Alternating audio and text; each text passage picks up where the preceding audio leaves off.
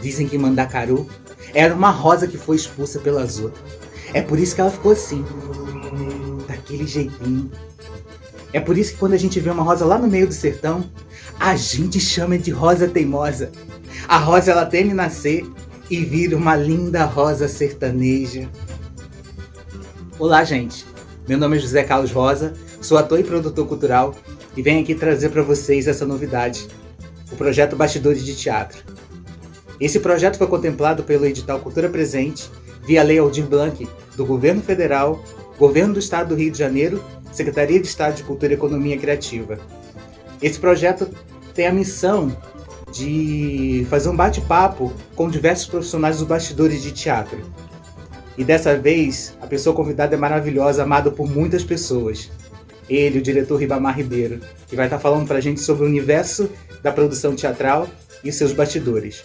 Vem conosco, confira!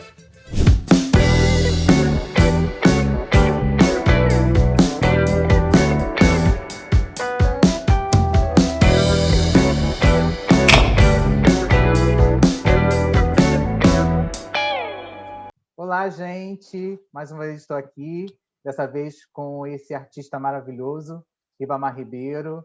Olá, Ribamar! Seja bem-vindo a esse projeto incrível chamado Bastidores de Teatro, no qual a gente vai estar falando um pouquinho aqui sobre trajetória, falar um pouquinho da experiência e de todo o que acontece, né? De tudo que acontece nos bastidores de um teatro.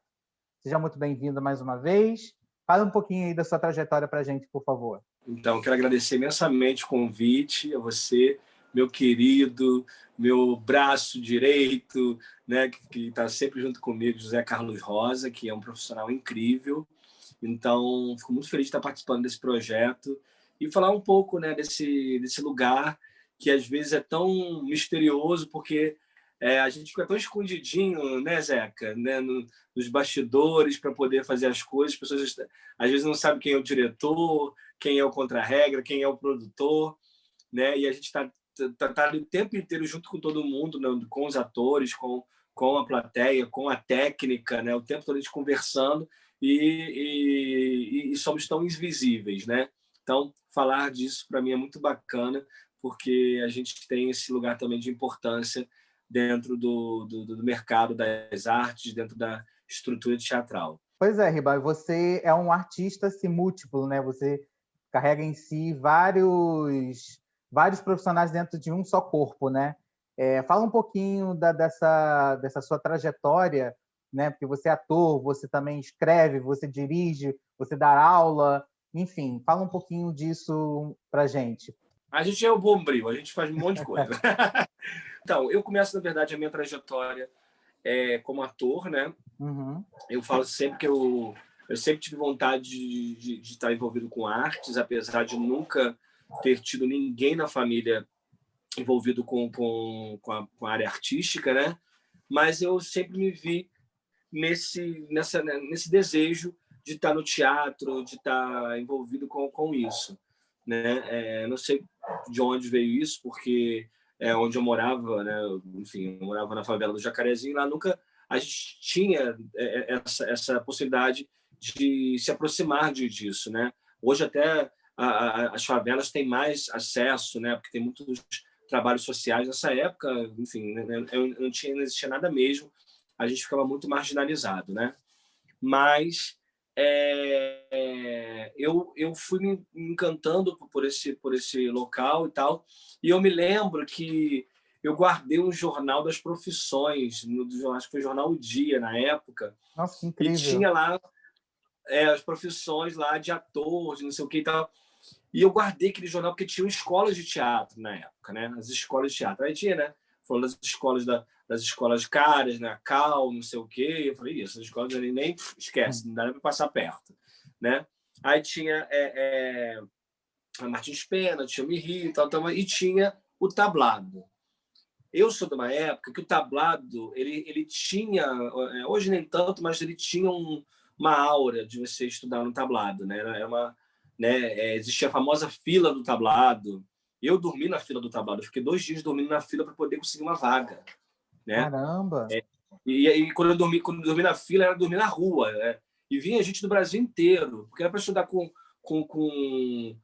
a Maria Clara, né? com o Bernardo Jablonski. Era uma galera, uma equipe muito... Que tinha uma coisa, tinha uma aura mesmo, por conta de muitas pessoas que já passaram por lá e tal. Enfim. E aí foi onde eu comecei. Da minha casa para o tablado era uma distância assim, porque o tablado é na Zona Sul, né?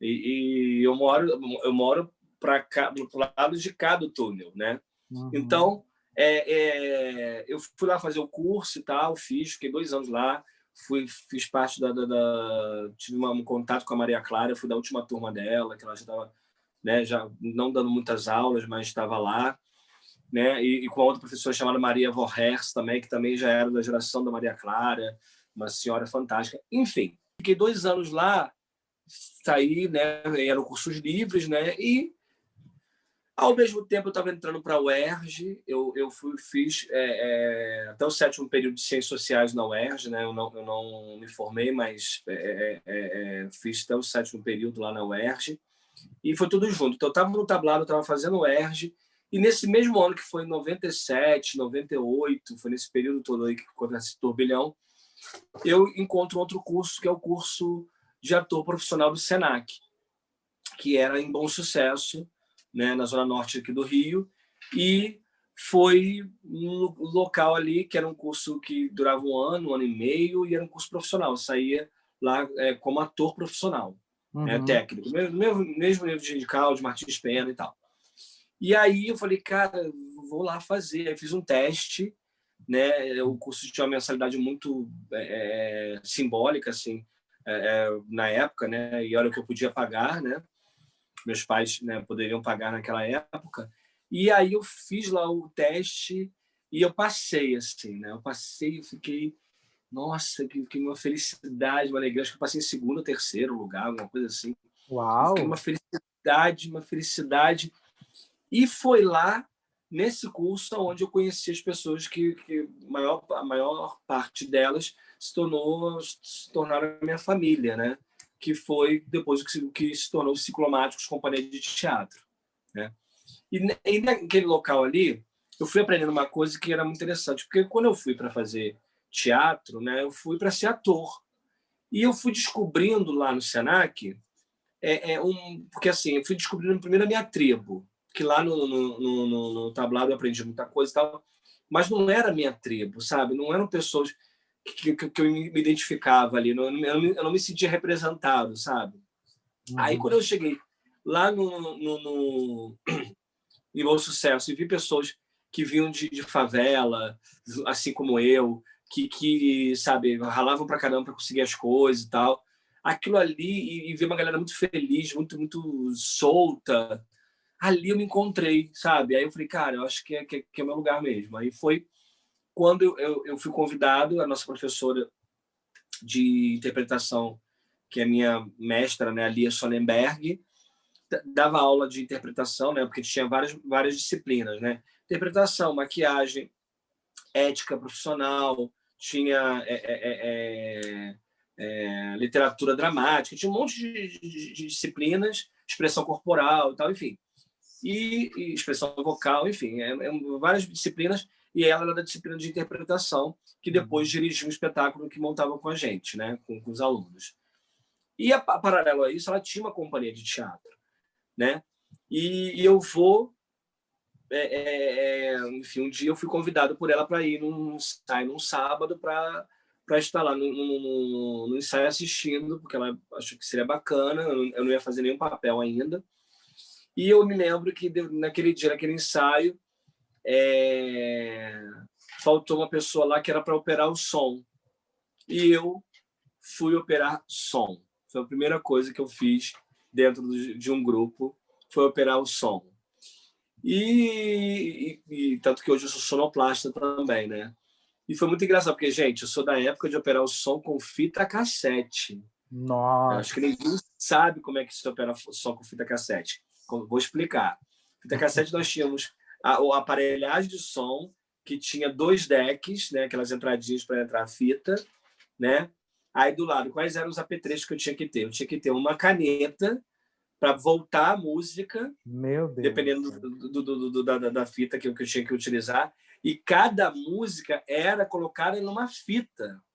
Então, por exemplo, eu tinha que tirar, botou a música, coloca o play, a música rola, aí eu abaixava o som, dava play e pause na música, tirava a fita cassete, trocava a fita cassete, botava a outra para entrar a próxima música. E aí, se tinha uma música que era próxima da outra, eu tinha os 2 decks ali, porque aí, se desse pause num, já tinha outro preparado, eu tinha que trocar os 2 decks para trocar para as próximas músicas.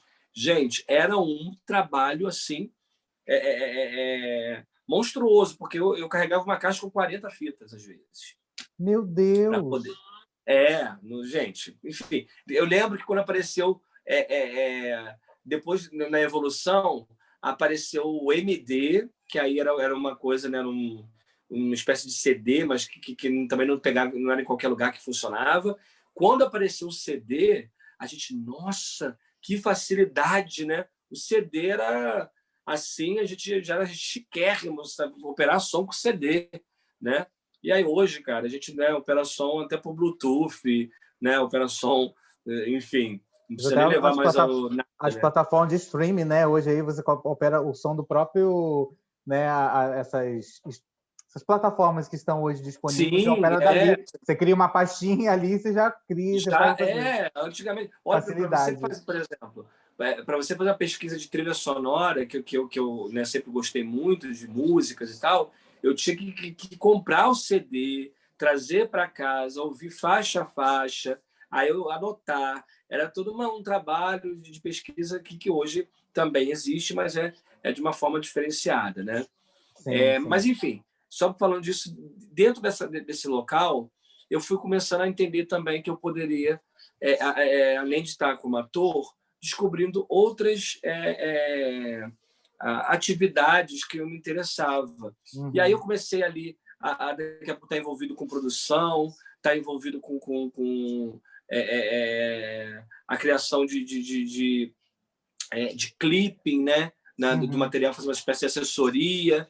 Daqui a pouco eu já estava... E aí eu comecei também a me enveredar pela escrita e, consequentemente, pela direção teatral, né? E isso tudo acontece quando o grupo já se torna os Ciclomáticos Companhia de Teatro, e dentro do próprio grupo eu vou experimentando esses lugares, né? Além do trabalho de ator. E foi aonde começa a minha trajetória, que aí depois eu fui me tornar um diretor, me tornar um dramaturgo, né? E sonoplasta e tal, e ator, né? Então, essas experiências que só uma companhia e um grupo permite, né? Porque quando você está individualmente, você às vezes tem uma certa preguiça, ou até medo mesmo de caminhar por outras searas. Agora, no grupo, não. Você tem o zelo, né? Tem a segurança que o grupo e a confiança que o grupo te dá. E eu acho que é por isso que eu fiquei muito tranquilo e fazendo coisas que eu nunca imaginava como diretor, porque eu não ficava pensando se eu ia acertar ou ia errar. Eu estava me jogando, né? E depois, futuramente, né, por acaso do destino, né, ou pelos deuses do teatro, eu volto para o Senac, só que no Senac de Irajá, e dali eu vou também me tornando professor, aonde sai um outro grupo que também é a minha vida, que é a CTI, que é a Comunidade Teatral Independente, o qual o Zequinha, né, é o produtor, ator, é o mundo da CTI. Engraçado você falando de todo esse processo histórico, né, que você passa. Eu fico assim encantado porque você traz, pelo menos quando eu entro na CTI em 2006, né, quando eu vou fazer oficina de talentos em teatro, a gente percebe toda essa trajetória que você vivenciou. Você traz isso para a gente, né? Porque a gente, dentro do Senac, a gente não tinha uma estrutura de teatro. Diferente de vocês no Bom Sucesso, que tinham teatro, tinha um auditório preparado, tal. A gente não tinha esse espaço, né?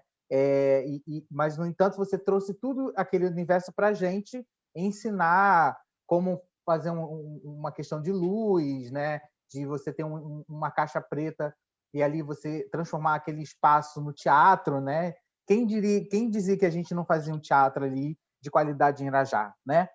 Aí eu queria saber de você, enquanto diretor, né, agora pegando mais essa questão de direção, o que passa pela sua cabeça para a construção de um trabalho? O que você pensa, qual é a primeira coisa que você pensa na condução de um trabalho, independente do tema que você vai trabalhar? Na verdade, a pessoa não dorme, né? A primeira coisa é não dormir. Mentira, tô brincando. Então, parte, Zeca, de um ímpeto mesmo, de um desejo, né? Tipo, o que eu quero falar, né? E isso, vou dar um exemplo lá com as experiências lá na CTI, né? Que foram muito valiosas e muito valorosas, né? Que era, eu falava muito, vocês me perguntavam muito assim, Riba, o que você vai montar com a gente, né? O que você vai montar? Aí eu falava assim, gente, não sei, não sei. Quando eu falava não sei, na verdade eu sabia, né? Mas eu estava ali vendo as pessoas, né, que estavam ali naquele processo. Por exemplo, quando eu monto lá o Pequenas Sagas Nordestinas, né? Aquela turma tinha uma gana e um desejo de dar certo, de fazer as coisas acontecerem, que era muito importante. E isso me fez, por exemplo, me homenagear o Nordeste e os nordestinos, que são pessoas extremamente capazes, extremamente dedicadas e comprometidas. E a turma era assim, né? Então, eu falei, acho que isso tem a ver com esse grupo, né? Ou quando eu montei, por exemplo, a sua imagem e semelhança lá, era uma galera que tinha uma coisa meio jovial, né? Uma galera que era uma turma mais novinha, eram todos muito novos, né?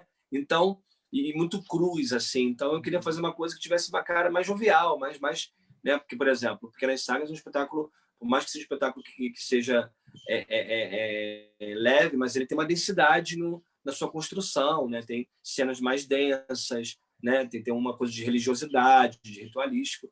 Então, partir um pouco desse lugar, né? Ou como, por exemplo, Novelo Cinzento, quando eu montei. Né? Eu montei e aquelas pessoas eram pessoas muito emotivas, eram todos muito, muito sensíveis, pessoas que você tinha que falar com muita delicadeza para não magoar, né? Era um grupo Muito bom, gente. assim, era muito específico, de pessoas muito melindrosas. Se alguém falasse, alguém já brigava uns com os outros. Muito bom, e aí, gente. por que eu não vou falar de sentimentos, né, com essas pessoas, né? Porque era sensibilidade. Então, quando eu falava que eu não sabia, não é porque eu não sabia o que eu queria, mas eu não sabia ainda como chegar na alma daqueles alunos para que eles pudessem realmente revelar e explanar e se expressar, né, o que estava dentro. Então, foi esse o caminho. E é um desejo mesmo do diretor, né? Enfim, cada local. E também parte também, né, Zeca, de cada processo, né? Por exemplo, nos ciclomáticos, a gente hoje tem um processo que é assim, que antes funcionava de que quem quisesse montar um trabalho apresentava para o grupo e o grupo aprovava ou não, né?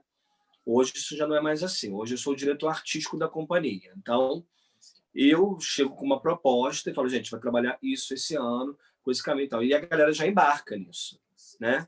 Então, que eu falo muito isso.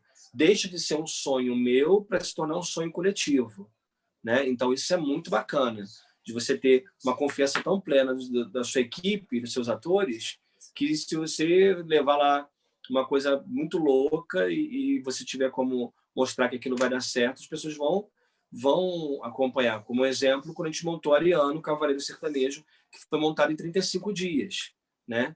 É um projeto que começou do zero, de receber o convite, vai montar um espetáculo que não tinha texto, não tinha música, não tinha figurino, não tinha nada, e eu escrevia o texto de manhã, junto com as músicas, junto com o Getúlio e a Fabíola, e à noite eu ia para a sala de ensaio, né, para montar o espetáculo, porque eles não sabiam como é que ia ser, né?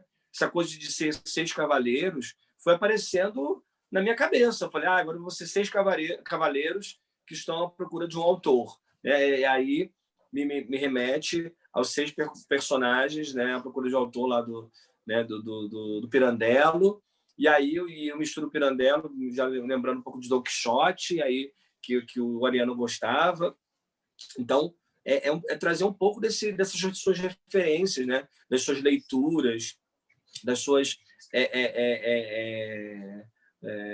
das suas imagens, né? De filmes, de coisas, e aquilo vai tudo virando um grande nebuloso na cabeça, e depois aquilo vai tomando forma, né? Vai tomando vira uma massa que vai tomando forma e vira o espetáculo. Não sei se eu consegui responder, não, mas eu Não acho que é isso. respondeu. Inclusive, eu estou elaborando aqui uma outra pergunta que tem a ver com isso, que eu achei perfeito que você respondeu, que eu acho que tem a ver também com as suas formações. Você tem uma característica na sua direção que mexe muito com a questão das artes plásticas, né? Você consegue colocar no mesmo espaço pessoas pretas, pessoas brancas, pessoas gordas, pessoas magras, e transformar num único corpo, sabe? Isso é muito difícil você encontrar. Você normalmente encontra aquelas pessoas fazendo aquilo, né? Os pretos fazendo preto, o branco fazendo branco, e por aí vai, né? Então você tem quer dizer, esse cenário já mudou um pouco mais, mas assim, você tem essa característica de dar oportunidade para aquelas pessoas que o mundo rejeita e você traz para dentro, né? A gente teve vários exemplos lá na CTI em relação a isso durante o curso, né? Então isso é muito legal também de ser observado, né? Então você tem uma questão, pelo menos eu visualizo isso, que você consegue dentro da sua direção trabalhar com as artes plásticas e transformar aquele corpo em único. Como é que é isso para você? É isso mesmo? Eu estou blefando? Não. Eu acho que assim, aqui, claro que eu nunca não vou chegar aqui e falar isso era pensado. Não, nunca foi pensado, porque eu nunca me senti no direito de falar para alguém que ela não poderia fazer teatro. Uhum. Eu nunca me senti nesse direito, porque eu sempre tive vontade de fazer. E ficaria muito, muito frustrado, muito triste se alguém falasse para mim: olha, você não pode fazer porque você é de uma favela, você é pobre, enfim, você não tem, não é o seu lugar. Então, eu nunca me sentiria confortável de falar para alguém: você não pode fazer porque você não tem talento, ou você é burro, sabe? Enfim, eu nem sei o que é isso, mas eu nunca tive esse pensamento. Então, quando as pessoas me chegavam lá, inclusive eu sempre brinquei muito com isso, que assim, eu gostava das pessoas, as mais esquisitas e mais malucas eram as que mais me fascinavam. Sempre foi, né? Vai ver, por isso que acho que eu montei na época o Beija-Flor Suspenso. Na época, eu falei, porque as pessoas mais piradélicas as que mais me fascinam. E eu sempre pensei nisso, porque todos os alunos que passaram por ali, né? Todos os participantes, do mais simples ao mais sofisticado, ou que tinha um pouco mais de contato com outras coisas, todos eles sempre tiveram algo a oferecer, né? Sempre tiveram algo a oferecer. E como você mesmo falou, eu nunca pensei nisso de ter... por que Romeu e Julieta vai ter que ser branco? Eu nunca pensei nisso. Para mim, Romeu e Julieta pode ser quem quiser, pode ser 2 homens, pode ser 2 mulheres, pode ser uma mulher preta, pode ser um homem branco, pode ser um homem preto, pode ser um asiático, pode ser uma pessoa com necessidades especiais. Eu nunca pensei nisso. E acho que isso também vai virando, vai se tornando até uma estrutura metodológica, que depois é que eu fui perceber isso, através do teatro seminário.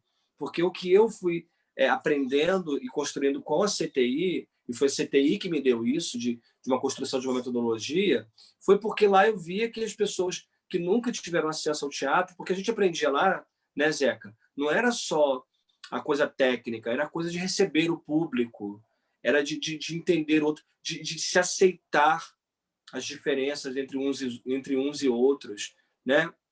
Lá eu tinha você que vinha de outra cidade, com uma outra cultura, com um outro pensamento. Tinha a menina que tinha acabado de ter um filho e vinha lá fazer, e era nova, e tinha outro lugar, né?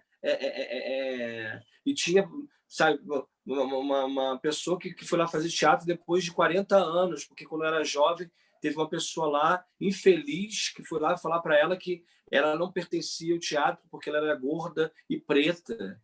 E aí você falou, gente, como é que alguém faz isso? Como é que o ser humano é cruel a tal ponto? E aí a gente sabe por que isso existe, porque a gente enfim, espaços que fazem isso, escolas que fazem isso, sim.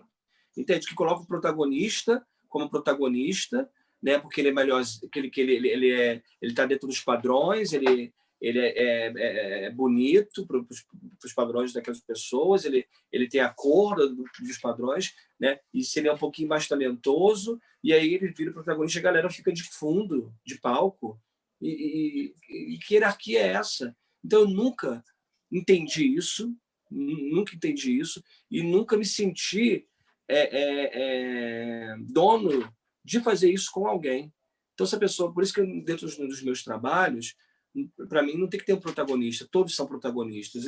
Em um momento vem um para frente e o outro vai estar lá, em outro momento o coro vai estar atrás dessa pessoa, vai estar dando suporte para ela, e todos têm uma rotatividade de texto, né? Inclusive agora eu estou começando um processo com os ciclomáticos do DNA lá no espaço, e a galera que está lá, que são até atores que já têm uma experiência, eles estão encantados com esse processo, porque das coisas acontecerem, de eu estar montando o texto na hora e tal, que a CTI já sabe disso há muito tempo, né?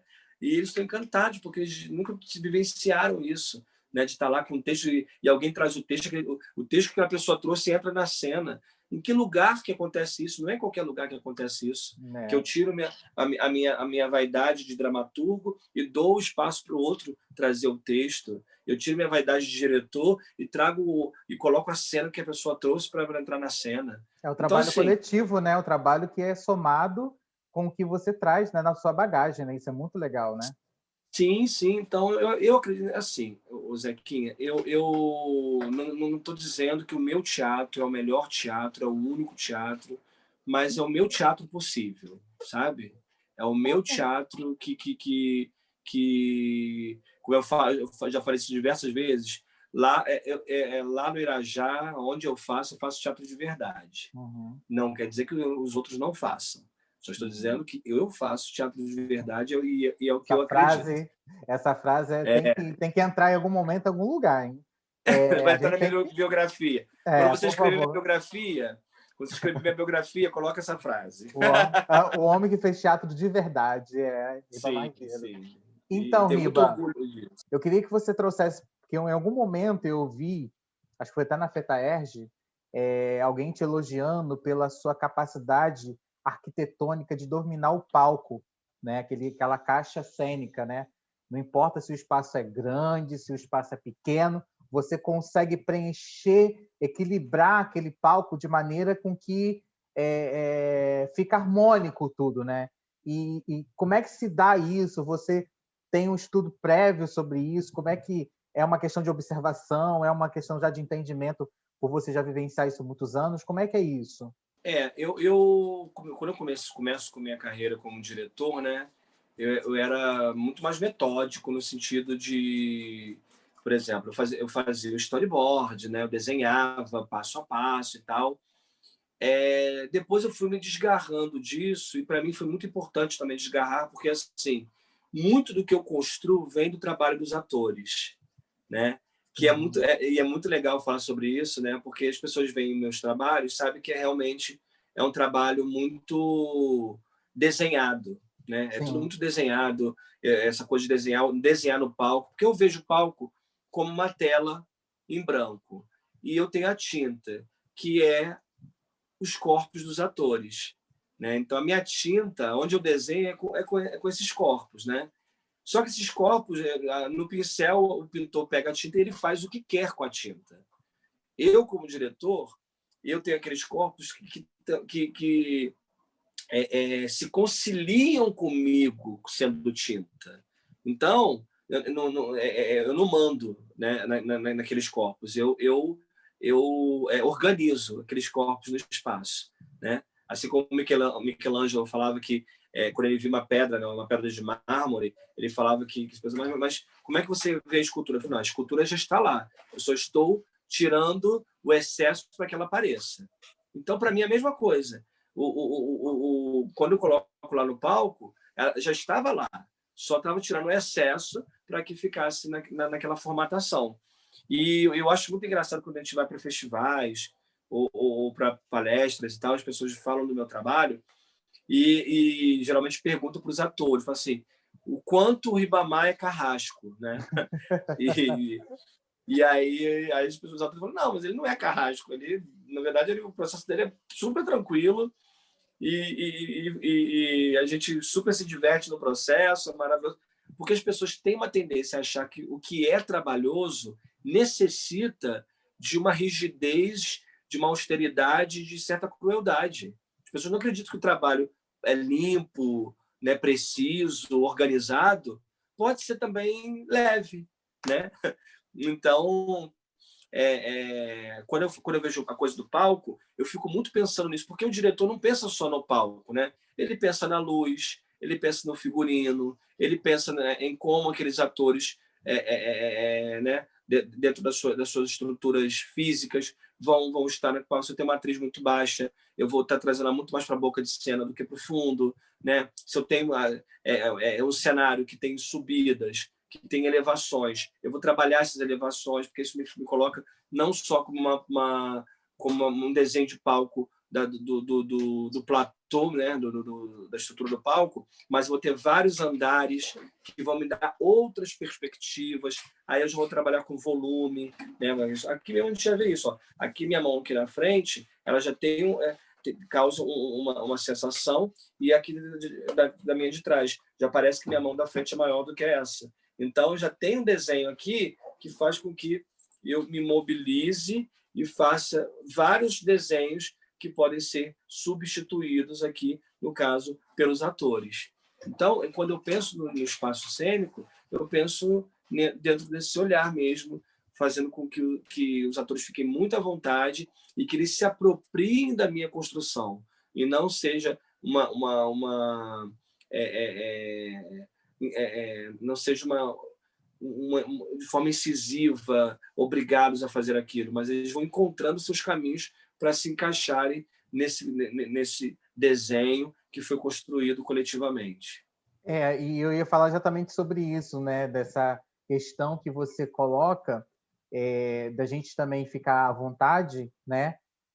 E que a gente também se adapte, né? Àquele espaço. Por exemplo, já teve situações da gente não estar com você, por exemplo, você estava com os outros compromissos seus, a gente está apresentando num local que não necessariamente tinha a ver com o que a gente tinha marcado, né? Ou na sala de ensaio, por exemplo, e que a gente conseguiu, né? Mesmo que com você não presente, de manter a estrutura que você dirigiu, mas mudando de acordo com o que aquele espaço oferecia. E isso é muito legal, porque os atores conseguem absorver isso de você, né? Porque você deixa muito, como é que eu posso dizer, muito um ambiente gostoso para que a gente também tenha essa liberdade de experimentar coisas e fazer com que o espetáculo aconteça, que é o que eu falo do seu domínio de palco, né? Porque você acaba influenciando a gente diretamente, a gente que eu me coloco nessa, né?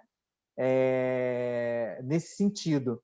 E aí eu te pergunto, porque assim, a gente vem de uma realidade de teatro, você, né, a gente coloca no meio também, que nós somos multiartistas, né? A gente faz de tudo, né? Como você falou, pensa em figurino, pensa em cenário, pensa em um monte de coisa.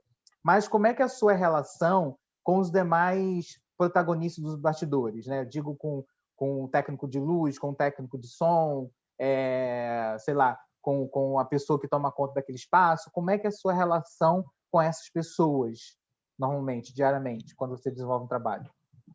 Então, porque para mim não existe essa separação, né, do ator, do diretor, do iluminador. Para mim, todos são criadores, né? Todos são criadores. Eu tenho um respeito imenso pelo trabalho do cenógrafo, um respeito imenso pelo trabalho do iluminador, né? Um respeito imenso. É claro que o diretor tem esse lugar, né, da liderança. O diretor não é um chefe, o diretor é um líder, né? E é óbvio que parte dele vários conceitos para que eles sejam reverberados para os seus companheiros de construção cênica, né? Mas quando, por exemplo, um iluminador, eu levo a proposta do espetáculo, o iluminador vai para a casa dele e vai pensar na forma que ele pode trazer a luz que se encaixe dentro desse trabalho, mas que seja uma criação dele. Isso é muito importante, sabe, Zeca? Porque não é uma execução de trabalho, não é um sanduíche num fast food que você vai lá e vai ter que fazer igual. Não é. Uhum. Nem no fast food consegue fazer igual. Às vezes você come um sanduíche maravilhoso num lugar, chega no outro, é horrível, né? Então, o trabalho do diretor é realmente ter uma relação muito de respeito e zelo com a sua equipe, né? Porque também são criadores, eles também vão ter os seus desejos, vontade de fazer uma luz de um jeito, né? A vontade de fazer um figurino, né? E para mim é muito livre. Eu lembro que, por exemplo, quando a gente montou o Noviço, aconteceu um episódio, né, muito interessante com a figurinista, que é a Nívia Nascimento, e a Nívia ela me chegou com um desenho, né, com uma proposta de figurino na época, super clássico, né, e aí ela chegou aqui com aquilo e tal, um desenho né, o Noviço é uma peça do Martins Pena, que se passa no século XIX e tal, e ela veio com um desenho do século XIX, com as mulheres com vestidos longos, né, os homens de terno e gravata e tal.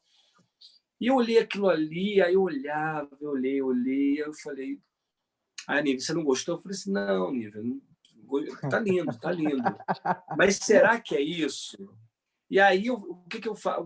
Aí é que está o papel do diretor. O diretor ele vai instigar, né, a sua equipe a... Tem outro caminho? Porque se aquele caminho ali não é o caminho que serve, tem outro caminho, mas eu não vou chegar e falar assim, Nívia, eu acho que eu queria isso. Aí eu comecei a falar para ela, olha, Nívia, eu acho que eles estão mostrando o que está escondido, é o que está embaixo da roupa que interessa, né, são personagens que são todos enganadores, um está enganando o outro, então ali ninguém é santo, né? E aí ela foi para casa com todas essas informações e ela me volta com um figurino genial, que é o figurino do Noviço, que ela coloca tudo que está para dentro, escondido para fora, né? Então ela pega as mulheres dos espartilhos, ela pega a roupa de baixo, ela pega o calção, tudo desculpa, tudo que era escondido fica revelado. Nívia, é esse o figurino. E foi sensacional que no dia que a gente foi apresentar o Noviço na Mostra Novas Cenas, lá no Teatro Glaucio Gil, né? Foi assim impactante, porque estava vindo todos os grupos que tinham se apresentado, por incrível que pareça, fizeram a mesma estética de figurino, todos, não teve um que fugiu daquilo. E nós éramos o último grupo a apresentar, a última companhia a apresentar. E quando abre a cortina, eu estava sentado na plateia, quando abre a cortina, e vem aquelas mulheres, aqueles homens vestidos né, com espartilhos, com seios fartos aparecendo, né, as mulheres lindas, os meninos com lindos. Com a música latina, americana. Uma música latina. E falando que aquilo ali é uma farsa, enfim, debochado. Foi uma catarse, né? E a gente teve depois uma crítica linda da Tânia Brandão, né, que escreveu... Sim. Falando assim, de como a força da periferia no palco, né, e daqueles atores, né, e da direção. Nossa, foi lindo. Então, é a prova de que eu, como diretor, né, preciso dar o espaço, né, para que as outras pessoas de outras áreas tenham a possibilidade também de serem criadores como eu. Porque é muito egoísta, porque senão eu assinaria tudo, figurino, cenário, iluminação. E não é essa a proposta, né? E aí, no exemplo, no Avesso, o iluminador, o Victor Tavares, né? Ele ficou com uma ideia na cabeça de ter lanterna. vamos... Ai, eu pensei numa cena de ter lanterna, porque a coisa da lanterna, eu acho que pode ser, né, de ter espelho. Não, lanterna não, ele fala de espelho, que o espelho podia refletir a luz. E aí ele me veio com essa ideia dos espelhos, eu monto uma cena de espelho. Monto uma cena de espelho para o espetáculo. Porque o iluminador trouxe... Não era uma cena que eu tinha pensado. Eu pensei na cena a partir também desse lugar do iluminador, que trouxe uma ideia maravilhosa. E é uma cena lindíssima que acontece no avesso, né? Lá no Macbeth. Então, assim, é uma troca, né? O cara vai estar trazendo lá no Ciclomáticos também, né? A cenografia tem esse lugar, né? De estar sendo mostrada nessa conversa. E eu acho que isso é super importante em todos os lugares você ter. Eu fui agora, né? Tem alguns anos que eu fui dirigir um espetáculo lá em Anápolis, o Sobre Figos e Folhas, a partir da obra da Cora Coralina, que o cenário nasceu porque eu fui à casa de Cora Coralina. E lá eu fui vendo coisas, bancadas, janelas, nessas janelões. Eu falei, cara, ela precisa de ter uma janelinha para ela aparecer, para falar a receita do bolo. E lá apareceu o desenho do cenário, que tinha o cenógrafo lá, o Alê Carneiro, que fez lá o cenário, um cenário lindo, simples, e como é bonito, porque vira a casa da Cora e vira também essa sacada das casas lá de Goiás Velho. Então, eu acho que é esse lugar mesmo de troca. Ah, tá certo. Resgatando um pouquinho o que eu queria falar, como é que você consegue, enquanto diretor, modificar, que assim, quando você traz Nelson Rodrigues, por exemplo, a inspiração, né, de Nelson Rodrigues sobre Mentiras e Segredos, por exemplo, você transforma o Nelson Rodrigues, né? Porque normalmente quem monta o Nelson Rodrigues monta aquele classicão do Nelson Rodrigues, né? Uma coisa mais carioquês, não sei o quê. Você traz uma outra vertente que a gente consegue ver Nelson Rodrigues, não é ele, mas a gente percebe a essência dele, e falo disso tanto no Sob Mentiras, como no próprio texto do Nelson Rodrigues, que é o Beijo na Asfalto, que você monta com a CTI, né? Que é leve, né? Você traz um Nelson Rodrigues mais leve, né? Sobre uma outra ótica, né? Assim como você também traz Martins Pena, que é um autor que, se você não souber montar, ele fica cansado, você cansado, porque ele não dialoga com os tempos que a gente vive hoje. Eu lembro que quando eu fiz teatro brasileiro com você lá no Senac, que eu fui fazer a leitura de Quem Casa Quer Casa, achei um saco o texto. Aí quando a gente começou a colocar Caco, aí a gente, nossa, gostoso, gostei, sabe? Então eu queria entender isso, como você consegue transformar, que técnica que você usa para transformar esse texto que é classicão numa coisa mais contemporânea, mais leve. Uma das coisas que eu falo muito também é aquela velha história, né, Zeca? A gente precisa fazer espetáculo de hoje para quem come carne de hoje, né? Porque não adianta. O Martins Pena, quando escreveu lá o Noviço, ele estava em 1800, ali algumas daquelas piadas funcionavam naquela época, né? O texto naquele formato funcionava naquela época. Mas como é que eu vou pegar esse texto hoje para um menino de 17, 18 anos e falar para ele com aquela forma rebuscada? Não que ele não tenha que conhecer, óbvio que ele tem que conhecer, mas se eu chego batendo na porta com isso, ele vai achar aquilo muito chato, né? Então, a gente tem que se apropriar. E aí você deu um grande exemplo lá na época que vocês fizeram Quem Casa Quer Casa, né? E ficou divertidíssimo. Primeiro porque quando vocês se desvencilharam de uma certa respeito ao texto, né? No sentido de que, não, mas é o texto do Martins Pena, como é que eu vou mexer? Eu falei, gente, pelo amor de Deus, esquece isso. Eu lembro falando isso com vocês. Sim. Lá no canto. Eu falei, gente, Martins Pena já morreu, que ele já não está mais aqui, e vocês ainda estão lá com ele. Pelo amor de Deus, gente, se livra dele.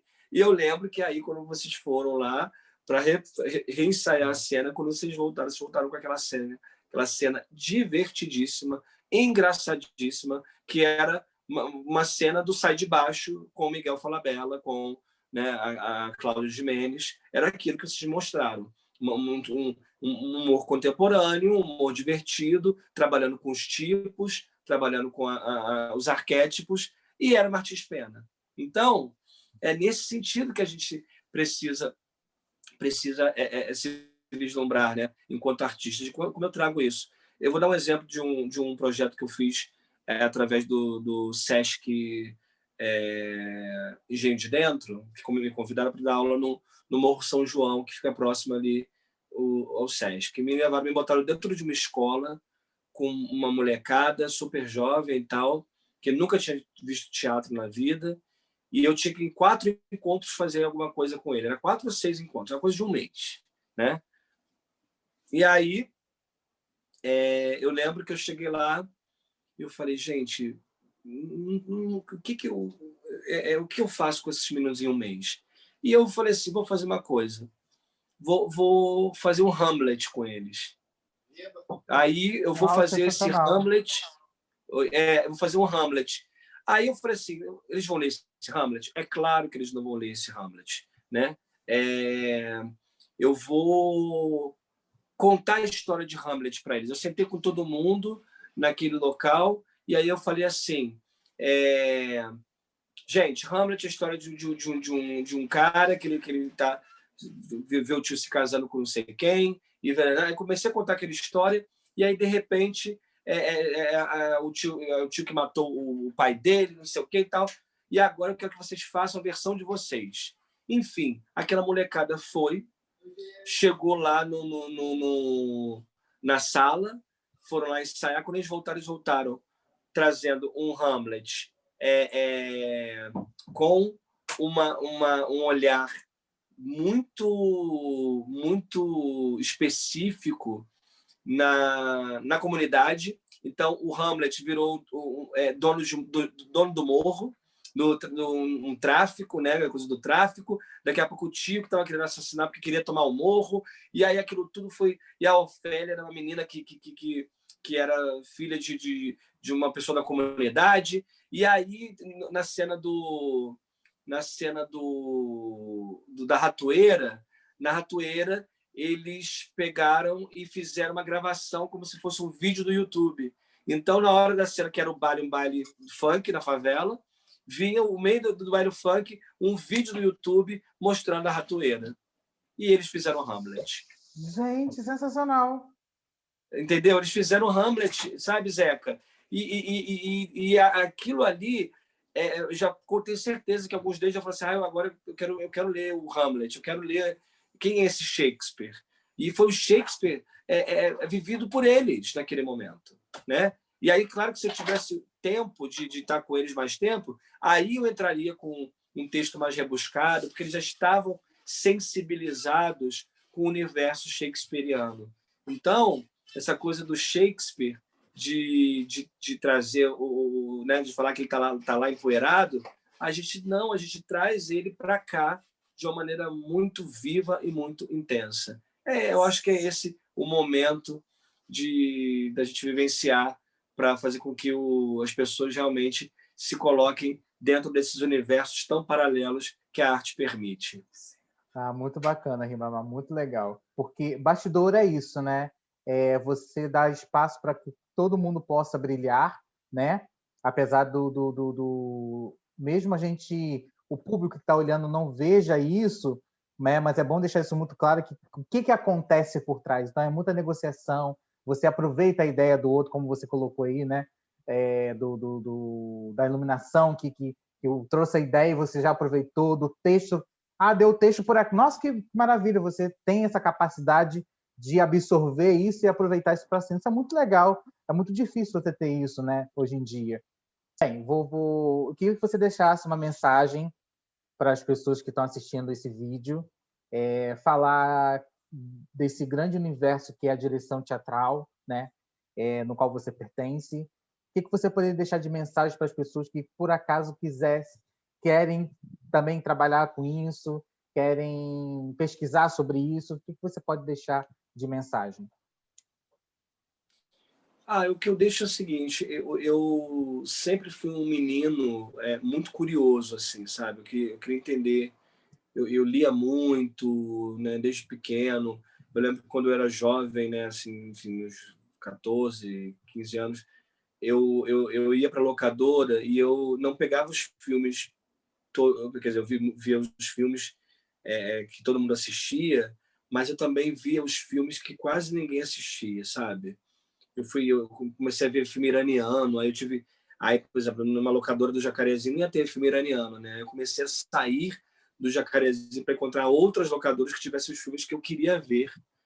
Então, eu acho que você aguçar essa curiosidade, né? E é muito louco porque hoje os jovens têm acesso a tanta coisa, mas é tão pouco utilizado por eles, né? Essa coisa tem o Google, tem o YouTube, sei lá, por exemplo, se hoje eu quiser ver um espetáculo da Pina Bausch, eu boto lá, escrevo Pina Bausch, vai aparecer uma peça da Pina Bausch, sabe? Na minha época, para eu saber conhecer um texto, né?